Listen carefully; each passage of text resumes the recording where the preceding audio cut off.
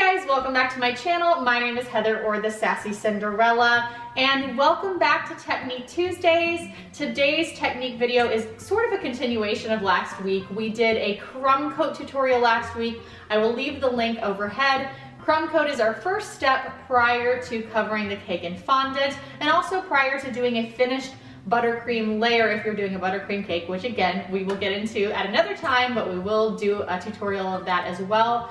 So I have laid everything out that you are going to need. The turntable is going to be optional. I am going to be using it. It's just what I'm used to, but it is optional, though I highly, highly recommend a turntable, honestly, above like all other piece of equipment when you start. So I've got the turntable here. Then you're gonna need some sort of a cutting wheel. You can use a pizza cutter. I wouldn't use like a really, really large one. This one's kind of a nice size here. Or you can buy an actual cutting wheel.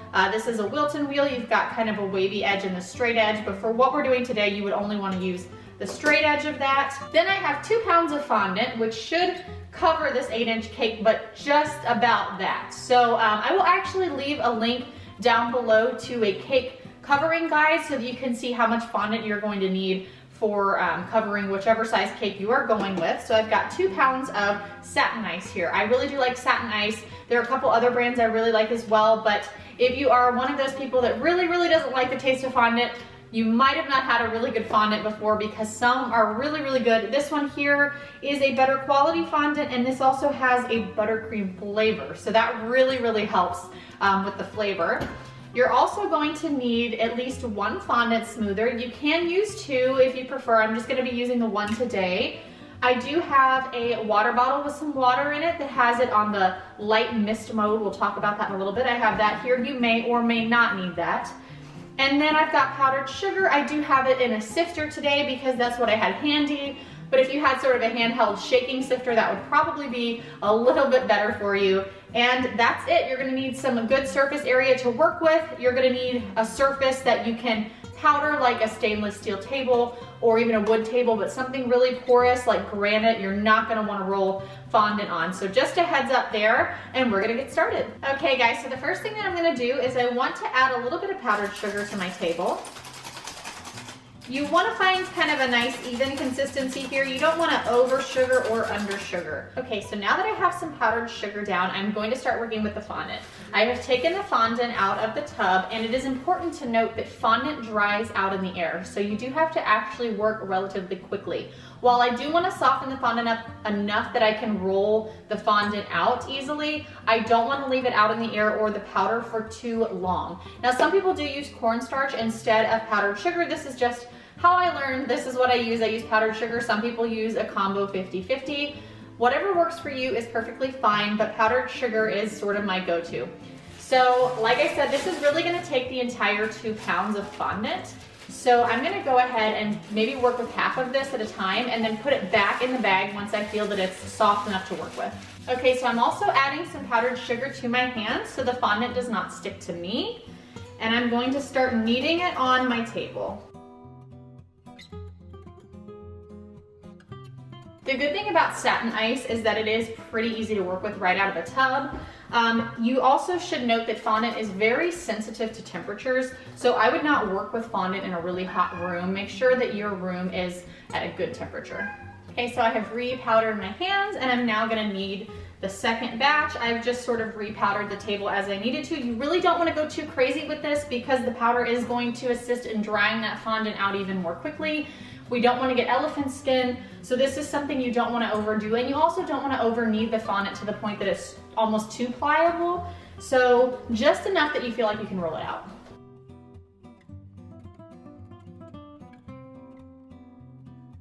Okay, so now that I have my fondant softened up, I put it back in the bag, twisted it up to protect it from the air, because again, fondant exposed to air is going to start drying on us. We don't want that. So now I have pulled my cake over for a moment. I let my cake sit for a little while, so this buttercream is very dry now. The fondant is not going to stick to that. So if you did let yours come to room temperature, this is going to be a great time to have this water bottle handy that has that nice mist mode. And I'm just going to give my cake a light spritz to sort of re-moisturize the cake a little bit and give the fondant something to grab onto. You don't have to go too crazy here, just enough to add a little moisture, and then I'm going to scoot it to the side while I roll the fondant out. I'm also gonna make sure that any excess water gets wiped up so that the fondant doesn't grab where I don't want it to grab. All right guys, so I have combined the two pieces of fondant. It is a little bit large to work with. I'm gonna knead them together just a little bit, and then I'm going to form a disc. Now this disc is gonna be right on the powdered sugar here. And then I also wanna add a little bit of dust to the top so that my rolling pin does not stick. It is gonna be much easier on you if you have a rolling pin with a really good weight to it, like something with a stainless steel core like this has. This is a silicone rolling pin from Williams-Sonoma with a stainless steel center. I don't know if they still make them or not, but I absolutely love it. And I'm gonna begin rolling my fondant out here. And I'm trying to get to maybe about 1/4 to 1/8 of an inch in thickness. And being a little thicker for your first time will probably make it a little bit easier for you to cover. You really just want to make sure that you get a nice even circle as best you can. And every so often I'm going to rotate just to make sure that the fondant isn't getting stuck to the table, that it is still moving. Now in terms of covering your cake, the way that you can determine how big of a piece of fondant that you need is to actually take your cake measurement. So for me, I have an 8-inch cake, and each side of the cake is 4 inches high. So 8 plus 4 plus 4 is going to give me 16 inches. So I need 16 inches around on my fondant in order for this to completely cover my cake.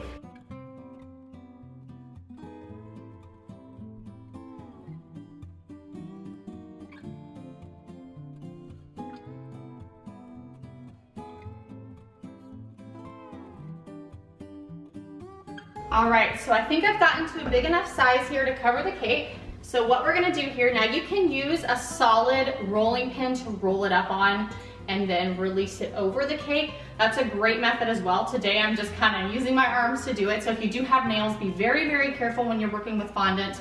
But what I'm gonna do here is I'm going to flip the fondant to one arm, flip it back over the other, and I'm going to lift it over to my cake, kind of line it up, and gently release. Now I'm gonna bring it over so you guys can see. It is hard to adjust once you're on here, so you wanna be really careful with that step. Now this is where our little smoother is gonna come in handy. I'm also gonna grab a little powdered sugar and just kind of dust it. Sometimes the fondant's still a little sticky and wants to grab to it. I'm gonna go ahead and I'm just gonna use that to smooth the top out, any little bumps that I might have had from rolling. And we want to work rather quickly here.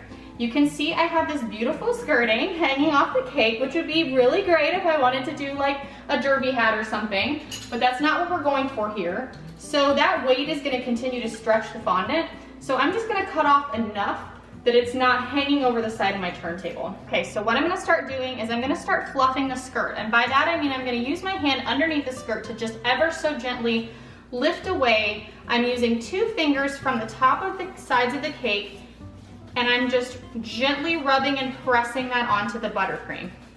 Continuing to lift the skirt as I turn to adhere it to the cake. And then once I get about 1 inch, I will start working down another inch. Again, this is where it's really important if you have nails to really lift them away from the cake. And you do want to do this process rather quickly because the fondant is drying. As I start to work down a little lower, I usually start to use more of my bottom fingers to get to those edges, but I keep fluffing the skirt the entire time, and what that does is it lifts those wrinkles away from the cake. Otherwise, you're gonna end up with creasing down at the bottom of the cake. And then now I can start to feel that I'm at the bottom of the cake.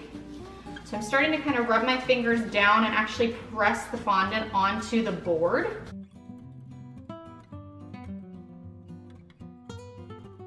You can see once I basically get all the way to the bottom here, I am going to go ahead and switch back to my fondant smoother. So now we've got this guy, and I'm just going to gently rub up and down, applying a little pressure to the board. Again, really just making sure that it adheres well everywhere. As you're working, if at any point you feel like there's a spot that feels thinner than the rest of your fondant, be extra gentle there, because that means it is susceptible to tear. You can use guides to make sure that you roll to the right thickness that'll be on either side of the fondant as you're rolling it out. It's not a bad way to start being new. I haven't done that in a while. It doesn't mean that I shouldn't or wouldn't benefit from it, but just a heads up that that is a tool for you as well. I will then sometimes come back to the top, just sort of give it a smoothness again, and back to my sides, just really until I feel satisfied with it. All right, now once we reach the bottom of the cake here, I am going to grab that wheel, and I want to cut in at a 45-degree angle. If you cut straight into the bottom to cut the excess off, you're gonna get high water pants on your cake. And I know you don't want high water pants on your cake. If you cut straight down, however, you're gonna get like an extra lip on the fondant. So 45 degrees, right in, and this is where a turntable is like really handy. This would be hard to do if you did this on the table. I'm going to turn into that 45-degree angle. You're gonna pull some buttercream out with you. It's okay. You push some of that down as you did this process until you find the beginning. And then I'm gonna lift the skirt away from the cake, split it down the middle, take it off, and voila. Now you see we've pushed all this buttercream out. So the next thing I'm gonna do before going any further is just to grab a paper towel and clean this up. Okay, so I took a paper towel and I used just that thin edge to go in and kind of slide the buttercream out. I didn't want to pull it onto the fondant, if that makes sense. You don't want to be too aggressive with that step. But I went ahead and I cleaned the board up. And now before my fondant really sets and gets tough, because there is a little bit of space now, I'm just gonna again come in with my fondant smoother and just kind of give it a little shimmy down that edge. All right guys, so here you have it, a very smooth and tear-free fondant covered cake. Guys, let me tell you, if you do get a tear, don't panic. Do you know how many times in the 15 years that I've done this, as long as I've done this, that I will still get a tear? We aren't perfect, stuff happens, and this is where we get to be creative and go, oh, guess what? There's a flower there and no one's ever the wiser. Trust me, I've had to do it even on big projects like wedding cakes. It happens. So give yourself a break. Get in some practice and it will get easier and easier and you'll have less of that happen. Now I did want to talk quickly about when I cut the excess fondant off. So that first time that I cut the layer off that was just sort of hanging over the actual turntable itself, you could save some of that. Now, if you're using a fondant that is dyed, obviously we've just used white here for this video, but if you're using a colored fondant, what I would do, I would take that cut piece off, flip it over onto the table, and I would look for any excess buttercream or crumbs. If I see any buttercream or crumbs, that's obviously gonna show up later, so I just kind of cut those little slivers out. And then I would take the rest of that fondant, ball it up, and add a teeny tiny little bit of Crisco, work it in, and that will sort of rehydrate the fondant. From there, you can set it in a Ziploc bag, put it aside, and that way you're not wasting the product. Now, the second time that I cut in, most of that was, had stuff in it, so I didn't really save the second section, but that first big section was a lot of fondant. So definitely save that for future projects. You might use it to cut out, things to decorate the cake with. Now, if you are looking for some information on royal icing typing techniques, which I have done a video on, I will actually link it overhead. I have also a video on how to make royal icing. Royal icing is what you're going to be using to pipe onto fondant if that is what you're choosing to decorate with. So don't ever use buttercream to decorate on a fondant cake. Just a heads up, the oils in the buttercream combined with the fondant, it's not a good marriage. It's not going to work out well, so you want to use royal icing. So definitely go check that video out. Guys, I really hope this was helpful. Of course, if you have any questions at all, leave them down in the comments. I am happy to chat with you guys. And if you are new here, I would love for you to join the Sassy family and hit the subscribe button. Turn those notification bells on so you don't miss any future content. I do normally do lots and lots of Disney content because I'm a total Disney nerd. So you'll have a lot of fun if you hang around for that. And if Disney isn't your thing, I have a lot of baking tutorials and decorating tutorials coming your way. Thanks so much for stopping by, guys, and have a great rest of the week. Bye.